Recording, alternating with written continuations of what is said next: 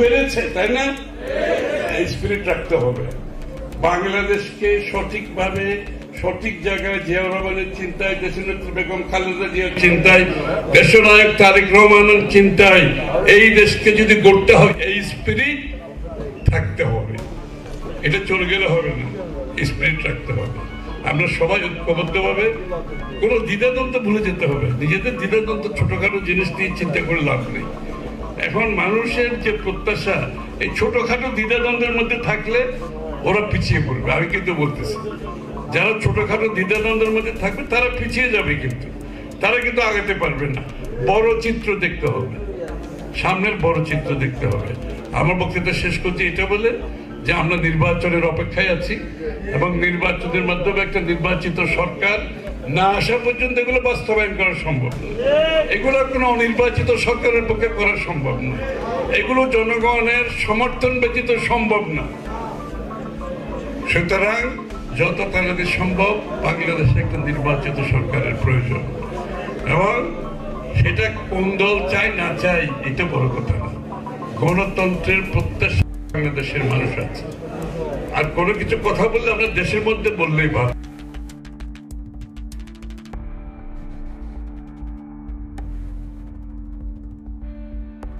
বাইরে গিয়ে বলতে কোনো লাভ হবে না।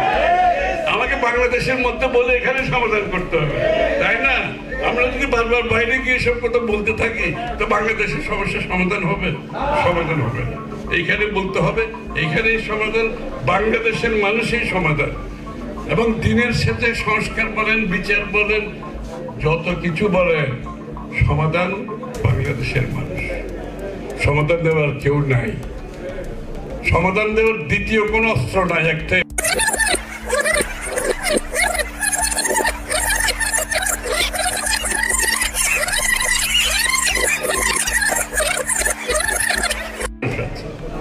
আর কোনো কিছু কথা বললে আমরা দেশের মধ্যে বললেই ভালো। দেশের বাইরে গিয়ে বেশি কথা না বলে দেশের ভিতরে বললে, কারণ এটা তো বাংলাদেশের সমস্যা। এই সমস্যা বাইরে গিয়ে বলতে কোনো লাভ হবে না। আমাকে বাংলাদেশের মধ্যে বলে এখানে সমাধান করতে হবে, তাই না? আমরা যদি বারবার বাইরে গিয়ে সব কথা বলতে থাকি তো বাংলাদেশের সমস্যার সমাধান হবে? সমাধান হবে না। এইখানে বলতে হবে, এইখানেই সমাধান, বাংলাদেশের মানুষই সমাধান। এবং দিনের সাথে সংস্কার বলেন, বিচার বলেন, যত কিছু বলেন, সমাধান বাংলাদেশের মানুষ। সমাধান দেওয়ার কেউ নাই। সমাধান দেওয়ার দ্বিতীয় কোন অস্ত্র নাই, একটাই অস্ত্র, বাংলাদেশের জনগণ। সবাইকে ধন্যবাদ।